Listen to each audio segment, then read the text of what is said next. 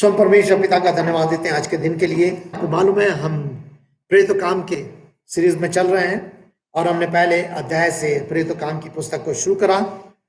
पिछले 2 इतवारों में हमने प्रेरित काम उसके दूसरे अध्याय को देखा था और इस प्रेरित काम के दूसरे अध्याय में हमने 4 बातों पर विचार किया था जो लोग पहले पद से लेकर के 47 पद तक के अंदर हैं और 4 बातें ये थी 14 पद से लेकर के।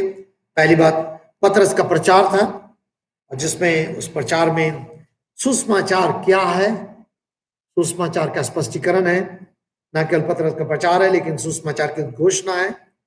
दूसरा, सुसमाचार के प्रति हमारा प्रति उत्तर क्या है।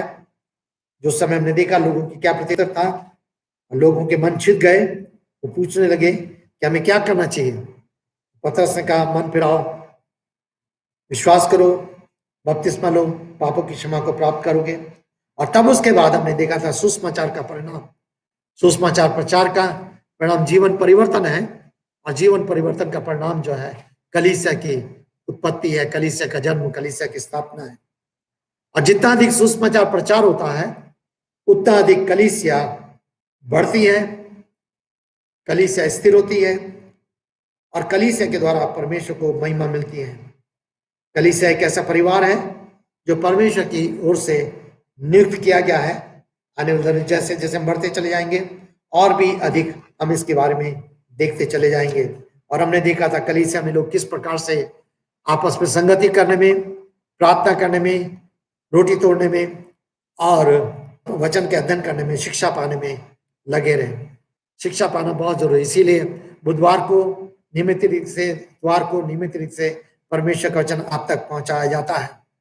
और प्रभु ने अपने जाने से पहले इस बात को दिया था, निर्देश दिया था कि जाओ सारे जगत में सुसमाचार प्रचार करो और शिष्य बनाओ और उनको सिखाओ। और सिखाना शिक्षा का एक भाग है और ये सच है कि शिक्षा हमारे जीवन के अंत तक हमारे साथ चलती रहती है, कभी उसका अंत नहीं होता। और मैं कभी नहीं कहता, आप कभी नहीं कहते अब मुझे शिक्षा की जरूरत नहीं है, मैं सब कुछ जानता हूं। अगर हम ये बात को सोचते हैं कि हम सब कुछ जानते हैं और हमें जरूरत नहीं है तो उसका मतलब हमारे अंदर घमंड है और हम सच में कुछ नहीं जानते। हमारे अंदर हमेशा परमेश्वर के वचन को छोटों से बड़ों से हर एक से सीखने की निरंतर आवश्यकता रहती है। आज हम तीसरे अध्याय में जाएंगे और तीसरे अध्याय में पहले पद से लेकर के 26 पद तक आशा है कि आपने उसको पढ़ा होगा क्योंकि आपके पास संदेश पहुंचाया जाता है। और प्रेरित की सेवा आरंभ हो चुके हैं, अब आरंभ के साथ विस्तार है। सुसमाचार की सेवा का जो कलीसिया के पास है उसका विस्तार है। अब इस विस्तार में किस प्रकार से आगे एक कदम सेवक लोग आगे बढ़ रहे हैं, प्रेरितों का आगे बढ़ रहे हैं और परमेश्वर उस कलीसिया के विस्तार के में क्या कार्य कर रहा है, किस प्रकार से लोगों के जीवन में परिवर्तन कर रहा है, किस प्रकार से लोगों के जीवन में आशीष दे रहा है। और आपको मालूम है प्रभु यीशु मसीह जब इस पृथ्वी पर थे उनकी सेवा में, चाहे उनकी सेवा में 3 बातें हम बार बार देखते हैं। उसने प्रचार किया, उसने शिक्षा दी, उसने चंगाई दी, बार बार इन 3 बातों। और ये 3 चीजों को हम हमेशा देखते हैं बाइबल में, तीनों चीजों को निरंतर हम देखते हैं। अब कई लोग चंगाई के बाद में दूसरी तरह से विचार करते हैं, उसको हमें समझना है।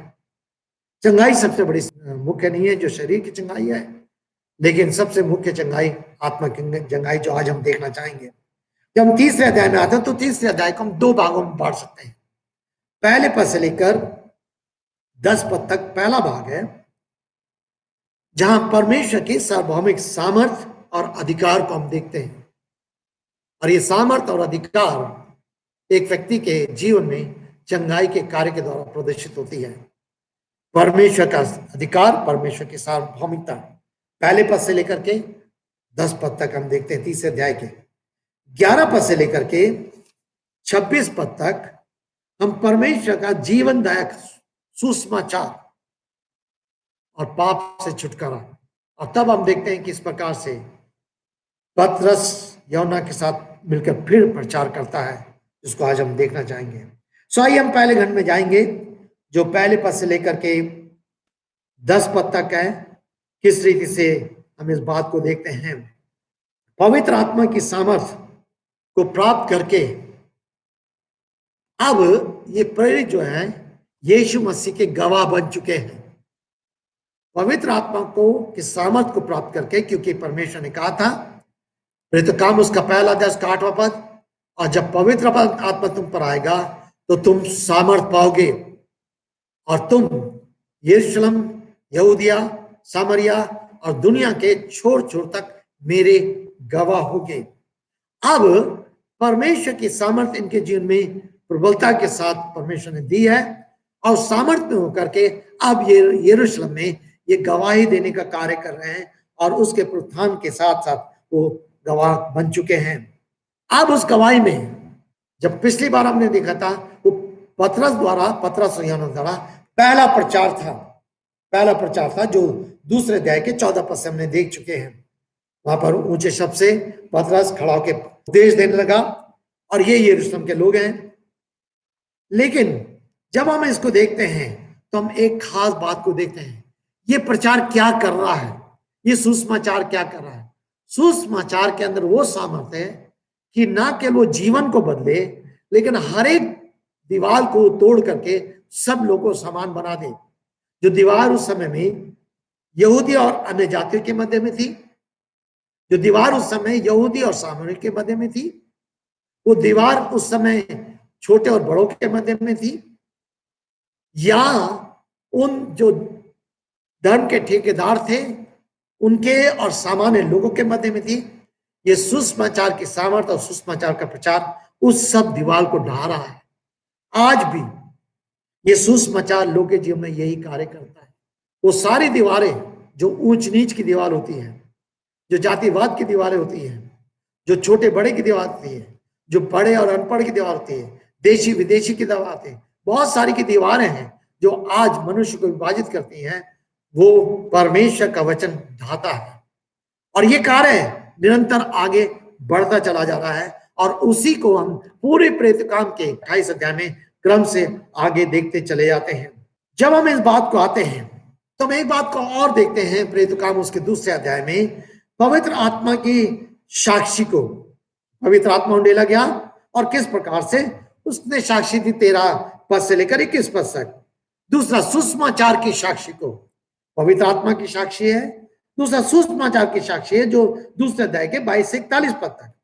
तीसरा कलीसिया की साक्षी। ये जरूर बार बार हम पीछे मैं जा रहा हूं ताकि हम समझने पाए। अब कलीसिया स्थापित हो चुकी है। अब कलीसिया के पास एक जिम्मेदारी आ गई है कि कलीसिया एक साक्षी के लिए जीवन को व्यतीत करे और वही चीज को हम आगे बढ़ते हुए देखते चले आ रहे हैं। एक और खास बात को देखते हैं। जब पतरस और यूहन्ना ने प्रभु को पा लिया, उसकी सच्चाई को जान लिया, तो ये अपने नियमित रीति से इन्होंने मंदिर में जाना नहीं छोड़ा। उसका एक उद्देश्य था। जब तक उन लोगों ने, मंदिर के अधिकारियों ने या मंदिर के जो धर्म के ठेकेदार थे, उन लोगों ने उनको मंदिर से बाहर नहीं निकाला, तब तक हम देखते चले जाएंगे वो मंदिर में खड़े होकर प्रचार करते रहे। क्यों? ताकि उस स्थान से वो परमेश्वर के सच्चे सुसमाचार को और मसीह को प्रदर्शित कर सके, क्योंकि उनकी दृष्टि में मसीह अभी आने वाला था, मसीह आने वाला है। लेकिन इन शिष्यों के दृष्टि में, इन शिष्यों के अनुभव में, इन शिष्यों के जीवन में प्रभु यीशु मसीह आ चुका है। उन्होंने उस यीशु की पुनरुत्थान की सामर्थ को प्राप्त किया है। अब ये को ये प्रदर्शित करना चाहते हैं कि यीशु मसीह आ चुका है, तुमको उस यीशु को जानना है, तुमको उस यीशु को पहचानना है, तुमको उस यीशु को स्वीकार करना है। और इसलिए इन्होंने मंदिर में जब तक इनको अवसर मिला ये प्रचार करते रहे। मेरे प्रियो, हमें किसी भी स्थान पे कभी भी मौका मिले, हमें परमेश्वर की साक्षी बिना समझौते के उसकी साक्षी देना है। तब आगे चलकर जब तीसरे अध्याय को आरंभ करते तो पहले 2 पद में पतरस और यूहन्ना संध्या को 3 बजे प्रार्थना के समय मंदिर में जा रहे थे। यहां पर लिखा है संध्या के 3 बजे।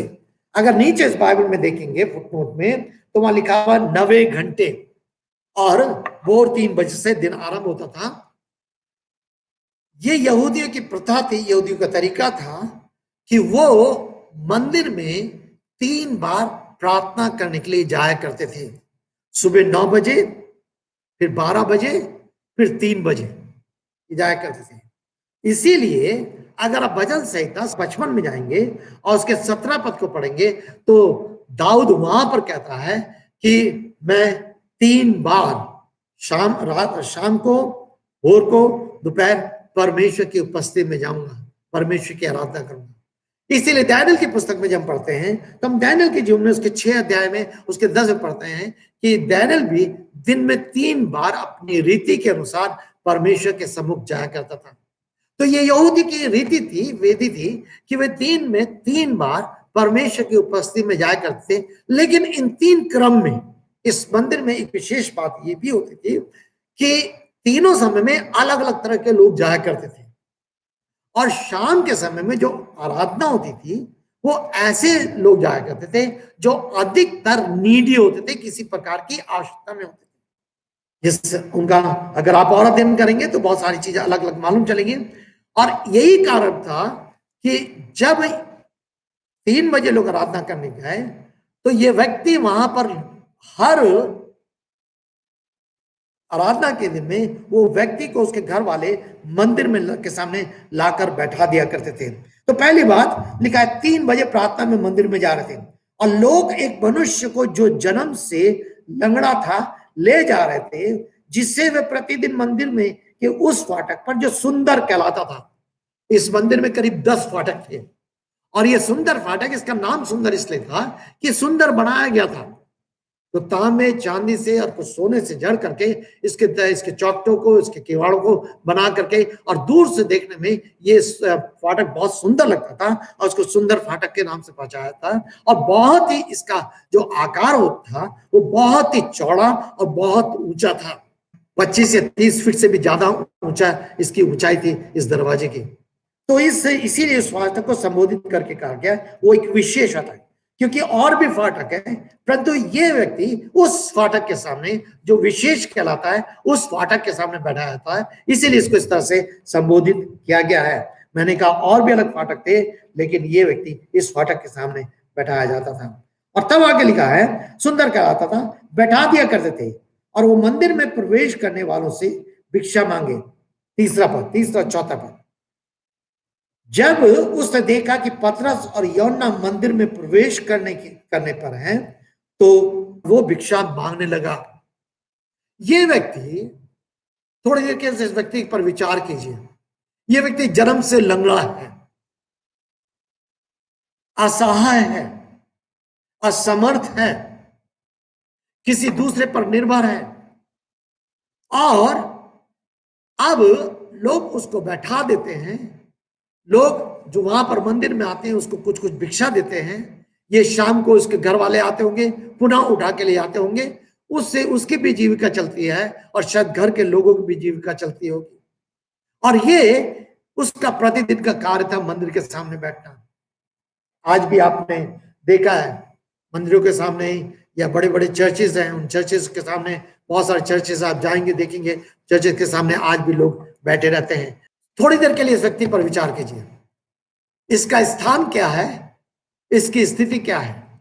जब भी हम बाइबल में नए नियम में विशेष से किसी व्यक्ति की दशा को देखते हैं, किसी व्यक्ति के जीवन की में चंगाई की बात को करते हैं, तो हमें ये विचार करना है, सोचना है कि उस व्यक्ति के जीवन की स्थिति क्या है, उस व्यक्ति के जीवन का स्थान क्या है, उस जीवन के व्यक्ति की आवश्यकता क्या है।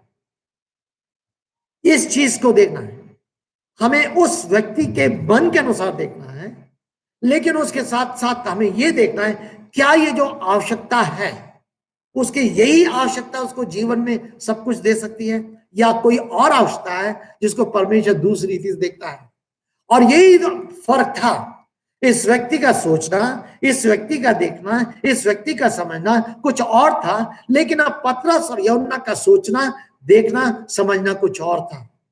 उनकी स्थिति में, पतरस और यूहन्ना की स्थिति में, उनके सोच में इसकी आवश्यकता केवल पैसा नहीं थी, केवल ये नहीं था कि उसको कुछ पैसा दे दे। लेकिन क्या हुआ यहां पर, वो कह रहा है, लिखा हुआ 4 पद में, तब पतरस ने यूहन्ना के साथ उसे एक टक देख कर कहा। क्या हुआ? जब ये उनसे भिक्षा मांग रहा है, अपेक्षा कर रहा है कि जैसे और लोग भी हैं, ये भी मुझे देंगे, कुछ के बारे में ज्यादा नहीं मालूम था, लेकिन अपेक्षा क्या थी कि कुछ उसको भीख मिल जाएगी, कुछ उसको पैसा मिल जाएगा। मेरे प्रियो, आजकल कितने लोग परमेश्वर के लोगों के पास आते हैं, कितने लोग परमेश्वर के चर्च में जाते हैं, क्या अपेक्षा लेकर जाते हैं? आप प्रभु के साथ अगर हैं तो आप क्या अपेक्षा को लेकर प्रभु के साथ चल रहे हैं? आज इस कोरोना में सुबह से शाम तक आप चिंतित और परेशान रहते हैं, कोई बड़ा सोचता है कैसे होगा, क्या अपेक्षा है आपकी?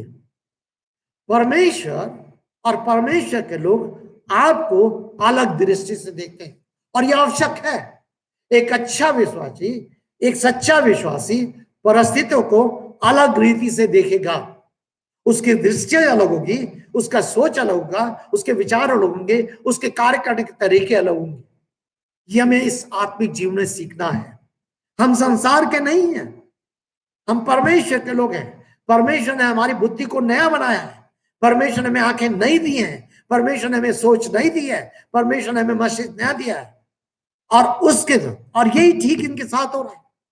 और तब पतरस उनके और यूहन्ना उनकी उसकी ओर देख रहे हैं।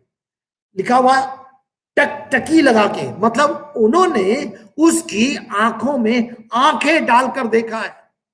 क्या सच में आप लोगों के साथ आंखों में आंखें डालकर के बात कर सकते हैं? अगर नहीं तो क्यों नहीं कर सकते? हमारे जीवन में हम अपने स्वार्थ के लिए जीवन व्यतीत करते हैं, अपनी थोड़ी सी आशाओं की पूर्ति के लिए जीवन व्यतीत करते हैं, लेकिन हम उस बात को नहीं देखना चाहते जो परमेश्वर हमें दिखाना चाहता है।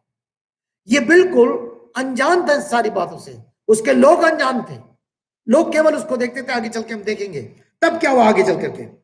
तब उसने कहा, वो कुछ पाने की आशा से उनकी ओर से ध्यान से देखने लगा। वही रिस्पॉन्स उसका है, वो भी आंखों से आंखें मिलाकर उनके देख रहा है, लेकिन उसकी अपेक्षा क्या है? ओ, ये मेरे ओर देख रहे हैं, आंखें मिलाकर देख रहे हैं, ओ ये मुझे कुछ दे देंगे। शायद दूसरा 5 रुपए देता है तो शायद ये 10 रुपए दे देंगे, दूसरा 100 रुपए देता है तो ये शायद 1000 रुपए दे देंगे। आज कितने ऐसे हैं, इवन मसीह लोग जो हमने विश्वास कर लिया है, इसी प्रकार का जीवन हम व्यतीत कर रहे हैं। परमेश्वर के वचन को समझिए, इनकी अपेक्षा क्या थी, इसकी अपेक्षा क्या थी, ये क्या अपेक्षा रख रहे हैं, ये व्यक्ति की अपेक्षा रख रहा है। तब उसके बाद क्या होता है? तब पतरस 6 पद में, तब पतरस ने कहा, मेरे पास चांदी और सोना नहीं है भैया, हमारे पास चांदी सोना नहीं है। आज बहुत सारे लोगों का आंख बंद करके कलीसिया में सेवकों के सहायता करना बुरा नहीं है, पाप नहीं है, लेकिन लोगों को लोभ में डाल करके आगे बढ़ाना वो पाप है, भयंकरता है। ये व्यास विचार करना है। लोग परमेश्वर पर ज्यादा निर्भर रहे, मेरे और आप पर निर्भर ना रहे। हमें अपने प्रेम को दिखाना है, हमें उनकी चिंता करना है, लेकिन अगर लोग केवल मुझ पर निर्भर करने लगे या किसी लीडर पर निर्भर करने लगे तो वो गलत है, क्योंकि कल वो लीडर भी मनुष्य है, उससे वो भी गिर सकता है। हमारी दृष्टि परमेश्वर की ओर लगी है। आज मैं अपने यहाँ कुछ लोगों से बात कर रहा था कि इन दिनों में मुझे एक परमेश्वर बोझ दे रहा है और मैं एक आर्टिकल लिखना चाहता हूं, और वो आर्टिकल आप तक पहुंचाऊंगा 2-4 दिन में। परख कर देखो परमेश्वर कैसा भला। और बहुत सारे विचार मेरे अंदर आ रहे हैं जब मैं लोगों से बातचीत कर रहा हूं, लोगों के रिस्पॉन्स को सुन रहा हूं, लोगों की आस्थाओं को देख रहा हूं, लोगों की प्रतिक्रियाओं को देख रहा हूं, खासतौर विश्वासियों के लिए जो नौकरी भी कर रहे हैं, जिनके पास सब कुछ अच्छी तरह से, फिर उनकी प्रतिक्रिया क्या है, फिर भी उनकी अपेक्षा क्या है, उनकी आशा क्या है। मेरे प्रिय, गंभीर बात है यहाँ पर। और तब वो कहता है, मेरे पास सोना चांदी नहीं है। संसारिकता, बौद्धिकता के पीछे ना भागिए। और कितने आज प्रचारक जो संपन्नता का प्रचार करते हैं, वो प्रभु यीशु मसीह के पास आओ, तुम्हें धन मिल जाएगा, ये मिल जाएगा, वो मिल जाएगा, अरे कार मांगो तो हवाई जहाज मिल जाएगा। झूठ है, गलत है, मिथ्या है। परमेश्वर ये नहीं देना चाहता। जरूर है पहले उसके राज और धर्म की खोज करो। परमेश्वर हम नहीं चाहता कि हम नंगे रहें, परमेश्वर नहीं चाहता कि हम भूखे रहें, परमेश्वर नहीं चाहता कि हमारे बिना छत के हम सोए। परमेश्वर उसका उपाय करता है, क्योंकि परमेश्वर ने अपने लोगों को कहा के लिए कि तुम मेरे दृष्टि में उन गौरैया से बढ़कर तुम्हारी कीमत है। वो गौरैया जो ना तो गाती है ना होती है, लेकिन फिर परमेश्वर उनको खिलाता है, उनको वस्त्र पहनाता है। मेरे प्रिय विश्वासी भाई बहनों, इन दिनों में मैं आपके विश्वास को इनकरेज करना चाहता हूं। आप परमेश्वर पर विश्वास करिए, उस पर निर्भर होइए। आप परमेश्वर की दृष्टि में बहुमूल्य हैं।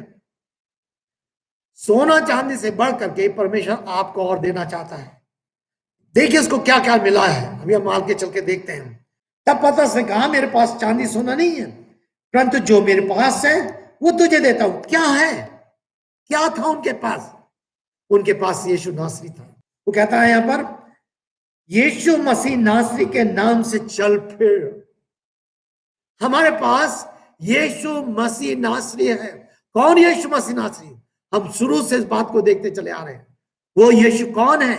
जिसको तुमने क्रूस पर चढ़ाया, जिसको तुमने मार डाला, उसी को परमेश्वर ने जीवित किया, मुर्दों में चलाया।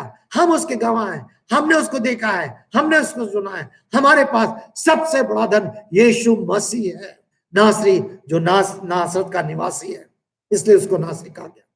वो यीशु मसीह है जो हमारी चिंता करता है, जो हमारी देखभाल करता है, जिसमें होकर हमें सब कुछ वो देने के तैयार रहता है, वो है। सो हमारी प्राथमिकता प्रभु यीशु मसीह होनी चाहिए इन दिनों में। जीवन में यदि आपने प्रभु यीशु मसीह पाया है, हम कई बार चिंता करके इतना परेशान हो जाते हैं। चिंता दो तरह की होती है। ऐसे भी चिंता ये नहीं, अरे मुझे चिंता नहीं, मैं घर में बैठा रहूंगा। एक बार दो जन बाप बेटे क्या नाम से रात में सो रहे थे, सच्ची घटना है। रात में सो रहे थे, वो बेशुद्ध होकर सो रहे थे, उनको कोई चिंता नहीं थी। रात में चोर आ गए। बेटा बाप से कह रहा कुछ खटखट की आवाज आ रही है, बाप बेटे से कह रहा कुछ खटखट की आवाज आ रही है। वो उससे जा रहा है, और चिंता नहीं थी उनको, सोने की चिंता थी। और जब सुबह उठे तो देखा कि सर सारी चोरी हो गई है। ये इस तरह की चिंता, ये वो गलत है। लेकिन जिस चिंता में हम परमेश्वर को प्राथमिकता का स्थान ना दें, जिस चिंता में जो परमेश्वर का कार्य है उसको हम ना करें, जिस चिंता में परमेश्वर जो चाहता है उसको ना सुने, फिर जिस चिंता में परमेश्वर के आगे का पालन ना करें, वो गलत है। कठिनाइयां आती हैं, समस्या आती हैं, परेशानियां आती हैं। हमें श्रम और वर्ष में इस बात को जानना है कि यीशु मसीह नासरी हमारे साथ है। उनके साथ था, वो उनका अधिकार वो था। अब वो क्या कहता है? कह रहा है, लिखा है कि मेरे पास यीशु नासरी के नाम से चल फिर उसने, किसने? पतरस ने उसका दाहिना हाथ पकड़ के उसे उठाया और तुरंत उसके पैरों और टखनों में शक्ति आ गई। किसका विश्वास था? ये पतरस का विश्वास था। पतरस ने उसका हाथ पकड़ा, पतरस ने उसको खड़ा करा, पतरस ने उसको चंगाई दी। कई बार ये हीलर जो होते हैं, तुम विश्वास करो, जरूर विश्वास करना है, तो जो अरे चंगा नहीं पा रहे तुम्हारे, लेकिन आपका विश्वास क्या है? क्योंकि आपके अंदर खुद से यीशु मसीह नासरी नहीं है, आपकी स्थिति दूसरी है।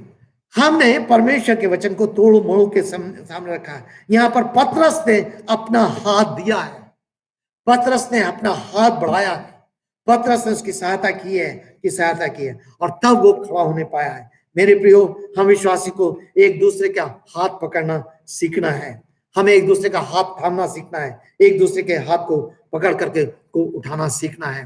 तो यहां पर हम देखते हैं इस बात को। तब आगे चल करके वो उछल कर खड़ा हो गया, चलने फिरने लगा। उसने चलते उछलते परमेश्वर के, क्या हुआ? वो तुरंत उसमें बल आया। अब जब बल आया तो क्या देख रहे हैं उसके बारे में? उसके जीवन का परिवर्तन।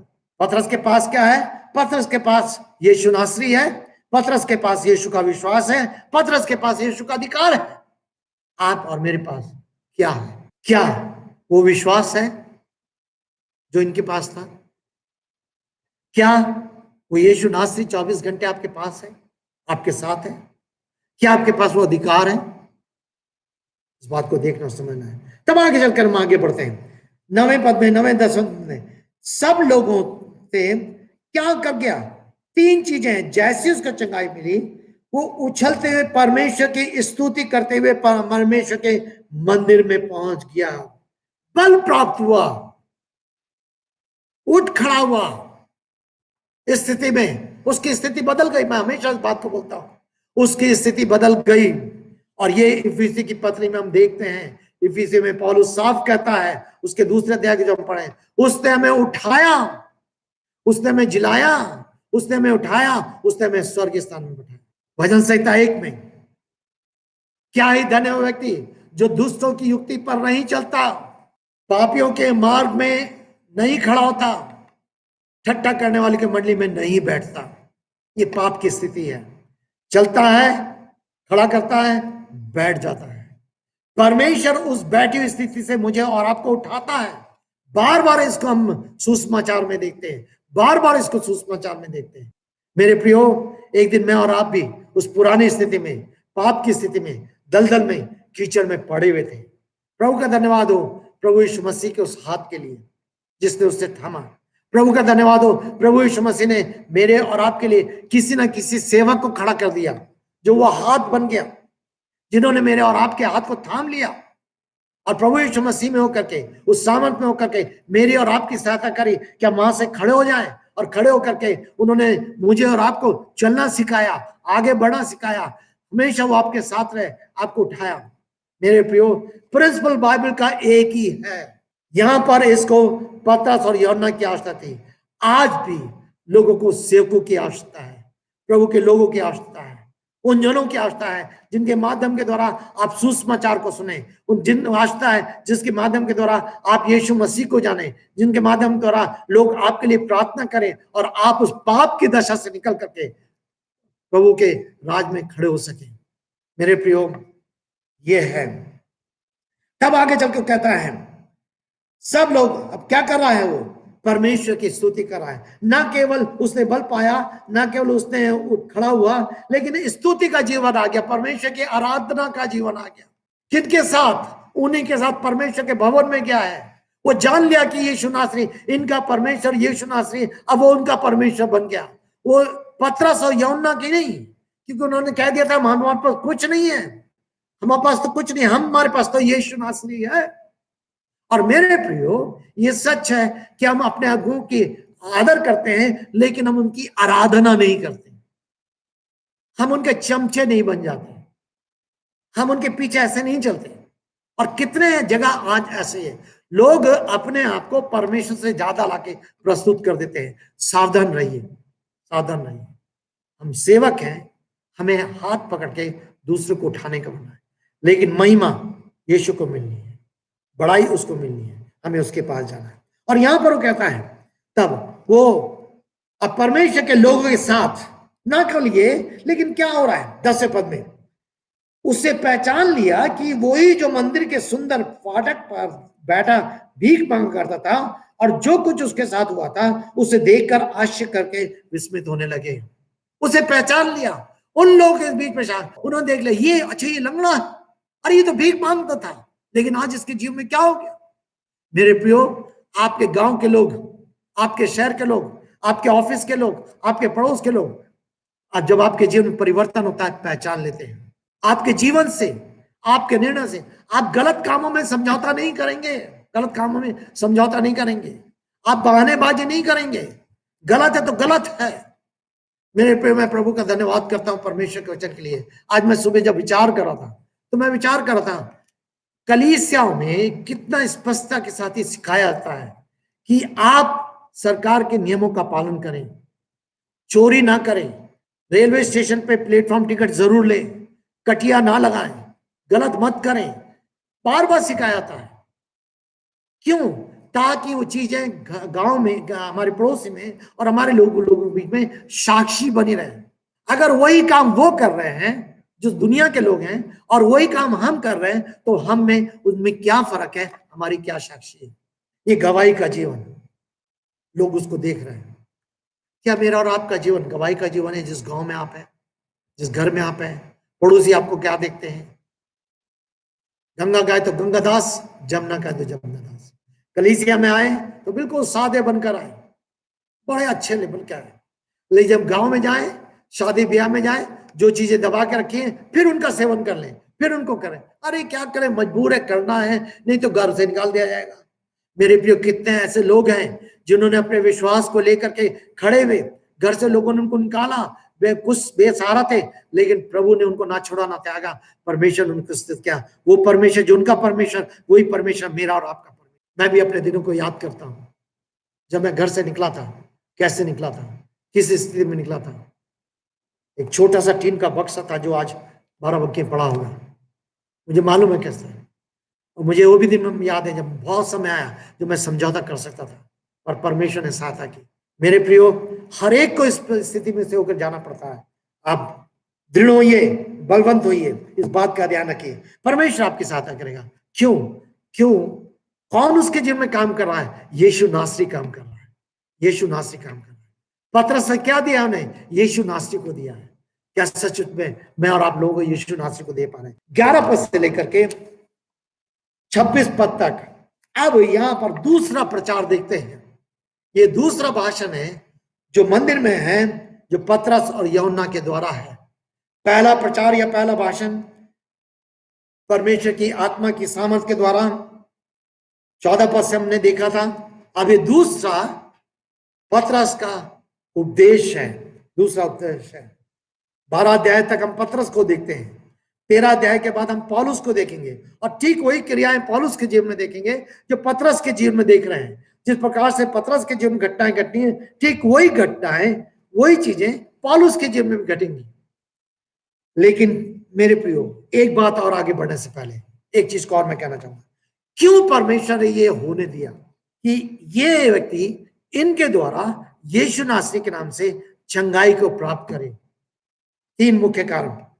पहली बात, ताकि लोगों के मध्य में इनकी सेवा स्वीकृत हो सके। और हम इस बात को देखते हैं, और ये प्रेरितों के पूरे प्रेरित काम की पुस्तक में जहां भी वो प्रचार करते हैं, इस चीज को वो करते हैं। और ये तो वो कहता आगे चल करके, उसी यीशु के नाम से 15 पद में, यीशु के नाम में अर्थात उस पर विश्वास के द्वारा जो यीशु के नाम पर है, इस मनुष्य को जिसे तुम जानते और देखते भी हो बल मिला, उसी विश्वास ने जो उसके द्वारा है, इसे सबके सामने पूर्ण चंगाई मिली है। उस विश्वास के द्वारा, उस विश्वास ने जो उसके द्वारा है, किसके द्वारा? परमेश्वर के द्वारा। परमेश्वर विश्वास देने वाला है। हम परमेश्वर के वचन को सुनते हैं, और परमेश्वर का वचन लिखा हुआ है रोमी 10:17 में, और विश्वास सुनने से, और सुनना मसीह के वचन से होता है। मैं बार बार बात को बोलता हूं, रिपीट करता हूं कि हम कानों से उसके वचन को सुनते हैं, मस्तिष्क से उसके वचन को समझते हैं, हृदय से उसके वचन को हृदय में ग्रहण करते हैं, मुंह से अंगीकार करते हैं, और जीवन में प्रदर्शित करते हैं, जैसे इस लंगड़े के जीवन में प्रदर्शित हो रहा है। तो ये प्रचार कर रहे हैं। अब न केवल प्रचार कर रहे हैं, लेकिन प्रचार के बाद अब एक बुलाहट है, एक चुनौती है, एक निमंत्रण है। जितने लोग उस मंदिर में इकट्ठा हैं, वो सुसमाचार को सुन रहे हैं, यीशु को सुन रहे हैं। यीशु आ चुका है, यीशु ने जीवन दिया है। तुमने उसको पहचाना नहीं, तुमने उसको स्वीकार नहीं करा, तुमने उसका तिरस्कार करा, तुमने उसको मार डाला, लेकिन परमेश्वर ने अपने कथन के अनुसार, अपने वचन के अनुसार उसको जिलाया है। और तब 17 पद से लेकर आगे चल करके हम बहुत सारे पुराने नियम के कोटेशन को पाते हैं, उदाहरण को पाते हैं जो कहते हैं। लेकिन सबसे मुख्य बात जो अंतिम में मैं आपके सामने 2 बातें लाना चाहूंगा। पहली बात, उस निमंत्रण में 18 पद, परंतु जिन बातों को परमेश्वर ने सब नबियों के मुख से पहले ही बता दिया था कि उसका मसीह दुख उठाएगा, उसने इस रीति से पूर्ण किया।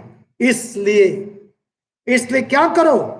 इसलिए पश्चाताप करो और लौट आओ कि तुम्हारे पाप मिटाए जाएं। मेरे प्रियो, ये एक बहुत बड़ी चुनौतीपूर्ण संदेश है। पतरस क्या कहना चाह रहा है? तुम्हें अपने पाप को पहचानना है। तुम्हारी ये झूठी धार्मिकता तुम्हें स्वर्ग में नहीं ले आएगी, परमेश्वर के राज में नहीं ले आएगी। तुम्हारी रीति विधियां का पालन करना परमेश्वर के राज में नहीं पहुंचाएगा। लेकिन सच्चाई के साथ तुम्हें अपने पापों को देखना है, अपने पापों को पहचानना है, अपने पापों से पश्चाताप करना है, और कहना है प्रभु जी आप मेरे पापों से मुझे क्षमा करें, क्योंकि परमेश्वर का वचन कहता है पाप की मजदूरी तो मृत्यु है, परंतु परमेश्वर का वरदान प्रभु यीशु मसीह में अनंत जीवन है। मेरे प्रियो, हो सकता है कि आप विश्वास से आपने सच्चा पश्चाताप किया है और सच्चा पश्चाताप करने के बाद भी आपके जीवन में पाप वास करता है, झूठ है, छल है, धोखा है, घमंड है, ईर्ष्या है, धाह है, क्रोध है, किसी प्रकार का लालच है। मेरे प्रियो, मुझे और आपको परमेश्वर का वचन चुनौती देना चाहता है। अविश्वास है प्रभु यीशु मसीह पर, अरे प्रभु ये करेगा, ये नहीं करेगा। अविश्वास का कारण निराशा है, आती है हमारे, लेकिन उस निराशा में हमारे अंदर हमारे विश्वास को नहीं कम होना है। कैसी स्थिति आप जानते हैं, यदि आपने यीशु को पा लिया, शायद किसी विरोध के कारण, समस्या का कारण, कई बार समस्या हमारे भीतर से आती है, कई समस्या बाहर से आती है, कई बार समस्या हमारे मित्र, हमारे अजीज, हमारे मित्र, परिवार के लोग, हमारे संबंधी लोग हमारे जीवन के लिए खड़ी कर देते हैं। कई कारण होते हैं, लेकिन उनके कारण क्या मेरा जीवन या आपका जीवन किसी प्रकार के पाप पे तो धकेला नहीं जा रहा है? मुझे और आपको सचेत होना है। और अगर ऐसा हो रहा है तो परमेश्वर का वचन कहता है पश्चाताप करो, लौट आओ, तुम्हारे पाप मिटाए जाएं, जिससे प्रभु की उपस्थिति में तुम सुख और चैन के दिन आए। प्रभु की उपस्थिति में, आप प्रभु की उपस्थिति में कैसे दिन व्यतीत कर रहे हैं? मेरे गुरु, ये चुनौती है, ये चेतावनी है, ये निमंत्रण है, ये प्रोत्साहन है। आप इसको चुनौती के रूप में ले सकते हैं, आप इसको चेतावनी के रूप में ले सकते हैं, आप इसको निमंत्रण के रूप में ले सकते हैं, आप इसको प्रोत्साहन के रूप में ले सकते हैं। परमेश्वर मेरी और आपकी सहायता करें। हम बार बार, जब मैं इस वचन को पढ़ रहा था, मैं प्रार्थना करने लगा, प्रभु जानता है मेरे मन को। मैंने अपने आप को परमेश्वर सामने दिन किया। हमेशा जब भी वचन पढ़ता हूँ, तैयारी करता हूँ, पहले मैं अपने आप को प्रभु के सामने रखता हूँ, क्योंकि जिस स्थान पर मैं खड़ा हूँ और वचन की सेवा करूँ, गंभीर स्थान है। मुझे और भी परमेश्वर के वचन के प्रचारक होने के नाते, शिक्षक होने के, परमेश्वर का सामने हिसाब देना पड़ेगा। और इसलिए मेरे प्रियो, आप जो पास्टर, प्रचारक, सेवक अगर इस वचन को सुन रहे हैं, तो मेरे और आपके लिए बहुत बड़ी चुनौती है।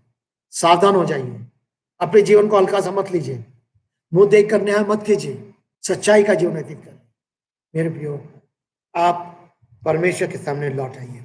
तब आगे चल करके बहुत सारी बातों कहता है, वो परमेश्वर का नबी बताता है, परमेश्वर का सेवक बताता है। एक नबी जिसके लिए मूसा ने बहुत समय पहले कहा था, व्यवस्था विवरण में 18 अध्याय में पाते हैं, मैं एक और नबी को खड़ा करूंगा। मूसा नबी था, लेकिन मूसा से एक और सिद्ध नबी, वो यीशु की ओर संकेत था। नीचे पद दिए गए हैं, घर में आप बाद में पढ़ सकते हैं। लेकिन अंतिम बात जो 26 पद में है, परमेश्वर ने तुम्हारे लिए अपने सेवक को जिलाकर उसे पहले तुम्हारे पास भेजा कि तुम में से प्रत्येक को आशीष दे, अर्थात बुराइयों से फेरे। आशीष, सच्ची आशीष क्या है? धन, दौलत, मकान, रोटी, कपड़ा, बड़ी नौकरी, बड़ा परिवार, बड़ी गाड़ियां, क्या ये आशीष है? ये आशीष तो संसार के लोगों के पास भी है जो यीशु मसीह को नहीं जानते, हमसे कई गुना है। लेकिन सच्ची आशीष क्या ये है? नहीं, ये तो हमारी आस्था है, और आस्थाओं को परमेश्वर पूरा करता है। चाहना बहुत हो सकती है, परमेश्वर हमारी आस्थाओं को पूरा करता है, लेकिन जब चाहनाओं में जीवन व्यतीत करने लगते हैं, और चाहनाओं में, अभिलाषा में जीवन व्यतीत करने लगते हैं, और तब ख्वाब देखने लगते हैं, और तब हम आगे कदम बढ़ाते हैं, तो गड़बड़ हो जाता है। इसलिए प्रभु ने सिखाया कि तुम प्रार्थना करो, प्रभु पिता, आज की रोटी तुम मुझे दे। सच है, हम उससे मांगते हैं, हमें देता है। लेकिन सबसे बड़ी आशीष क्या? पापों की क्षमा है। सबसे बड़ी आशीष क्या है? परमेश्वर की उपस्थिति है। सबसे बड़ी आशीष क्या है? परमेश्वर की शांति है। सबसे बड़ी आशीष क्या है? इस मृत्यु के बाद भी जीवन है। अगर आज मर जाना पड़े तो मैं प्रभु के सामने खड़ा हूं। यह आशीष है। इस सब आशीष क्या है? अनंत जीवन, अनंत जीवन। यदि मुझ पर विश्वास करो तो मैं तुम्हें वो जीवन दूंगा जो कभी अंत ना होगा। मेरे प्रियो, यह आशीष कितना सुंदर पद है, कितना सुंदर पद है। उसने इसलिए भेजा है ताकि तुम में से प्रत्येक को वो आशीष प्रदान करे। वो क्रूस पर बलिदान किया गया, वो मेरे और आपके लिए मारा गया, गाड़ा गया, पीड़ा सही, दुख सहा, निंदा सही, अपमान सहा, ताकि मुझे और आपको स्वर्गीय आशीष प्रदान कर सके। इफिसियों का पहला अध्याय उसका 3 पद, उसने मुझे और आपको स्वर्गीय आशीष से आशीषित किया है।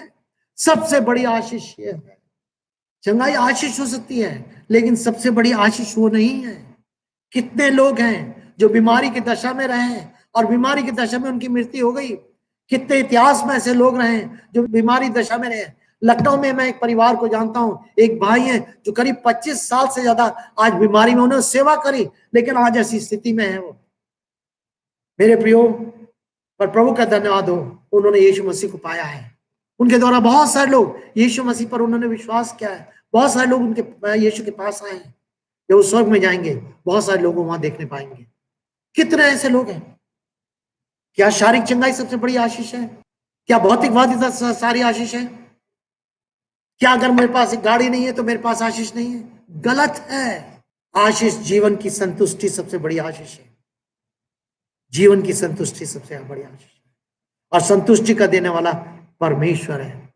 किसी ने कहा है संतुष्टि आनंद की जननी है। Satisfaction is the source of happiness, ये कहा है। क्या आपके पास सच में वो आनंद है? क्या आपके साथ आपके पास वो सच्ची संतुष्टि है? आप अपनी परिस्थितियों को देखकर व्याकुल तो नहीं है, परेशान तो नहीं है। मेरे प्रिय, परमेश्वर ने आपको आशीष दी है। परमेश्वर ने कहा मैं तुम्हें ना छोड़ूंगा ना त्यागूंगा, जीवन के अंत तक मैं तुम्हारे साथ बना रहूंगा।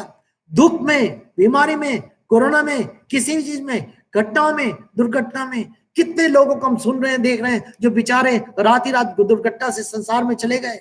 मैं जब इन पर विचार करता हूं, मैं सोचता हूं कितने ऐसे लोग होंगे जो सच में दूसरे देशों में, दूसरे प्रांतों में रहते हुए, चाहे महाराष्ट्र में चाहे कहीं में, उन्होंने शायद यीशु के सुसमाचार को सुना होगा, यीशु मसीह पर विश्वास किया होगा, यीशु मसीह को जानते होंगे, लेकिन आज उनके सामने स्थिति आ गई। मेरे प्रियो, इस संसार में तो उन्होंने आंख बंद करी होगी, लेकिन उनके लिए सबसे बड़ी आशीष होगी अगर उन्हें सच्चा विश्वास किया है कि वो प्रभु के साथ है। प्रभु यीशु मसीह संसार में आशीष देने आया। वो आशीष जीवन की आशीष है, वो आशीष पापों की क्षमा की आशीष है, वो आशीष एक धन्य आशा की आशीष है। प्रभु यीशु मसीह आएगा और हम उसके साथ राज करेंगे, वो हमें अपने साथ रखेगा, ये आशा की। मेरे प्रियो, कितने लोग आज परेशान हैं। घर है उनके पास, नौकरी उनके पास है, पैसा उनके पास है, लेकिन फिर भी ऐसे जीते हैं जो जैसे उनके ऊपर कंगाली छाई हुई है, क्योंकि उन्होंने वो आशीष नहीं पाई जो यीशु मसीह देना चाहता है। यीशु मसीह देना चाहता है। मेरे प्रिय, क्या आपको प्रभु यीशु मसीह ने वो आशीष दी है? क्या आपके पापों की क्षमा में हुई है? क्या आपने यीशु मसीह को अपना प्रभु उद्धारकर्ता स्वीकार किया है? क्या आपके जीवन में वो विश्वास है जो यीशु मसीह का विश्वास है? क्या आपके पास यीशु नासरी है जिसको आप लेके साथ चल सकते हैं, और जिस यीशु नासरी के नाम में आप प्रभु की सामर्थ को प्रदर्शित करते हैं, प्रभु की गवाही देते हैं, प्रभु का सुसमाचार प्रचार करते हैं कि यीशु नासरी आपके साथ है, उसने आपको बचाया है, उसने आपको जीवन दिया है? क्या ये आशीष आपके साथ और मेरे साथ है? सबसे बड़ी आशीष। यदि तो परमेश्वर का धन्यवाद करें, उसकी स्तुति करें, उसकी आराधना करें। अगर नहीं है तो परमेश्वर से मांगे, प्रभु से कहे मुझे क्षमा कीजिए, मुझे क्षमा कीजिए, मैंने अपनी दृष्टि संसार और संसार की वस्तुओं पर लगाया है, मुझे क्षमा करें, मैं आप पर लगाना चाहता हूँ। मैंने आशीष को कुछ और समझा, भौतिकवादिता को आशीष समझा, प्रभु मुझे क्षमा करें, और अपने जीवन को परमेश्वर के हाथों में सौंपे और उस स्वर्ग राज की खोज में लगे जिसको परमेश्वर ने मेरे और आपको दिया है। तो यहाँ पर हम तीसरे अध्याय में देखते हैं किस प्रकार से आरंभ होता है, किस प्रकार समाप्त होता है। कहता है कि प्रत्येक को आशीष दे, अर्थात बुराइयों से फिर दे। पाप से फिरना, पाप के जीवन से फिरना, बुराई से फिरना सच्ची सबसे बड़ी आशीष है। पवित्र जीवन व्यतीत करना, झूठ और छल और धोखे और चालबाजी, लालच और स्वार्थ, इनको लेकर जीवन में ना चलिए, फेंक दीजिए, पॉकेट में मत रखिए, फेंक दीजिए, पश्चाताप करिए, क्षमा मांग लीजिए प्रभु से। मेरे प्रियो, उस परमेश्वर की उस आशीष प्राप्त करिए। प्रभु का वचन कहता है कि बहुत सारे हैं जो मेरे नाम से प्रचार करेंगे, मेरे नाम से शिक्षा देंगे, मेरे नाम से चंगाई करेंगे, मेरे साथ बात कहेंगे, प्रभु कहेगा मैं तुम्हें नहीं जानता। काश मैं और आप उसमें से ना होने। सावधान हो, सचेत हो, जागृत हो जाओ, सावधान हो। परमेश्वर इस वचन को अपने महिमा का कारण ठहरे और मुझे और आपको आशीष दे। आइए हम प्रार्थना में जाएंगे।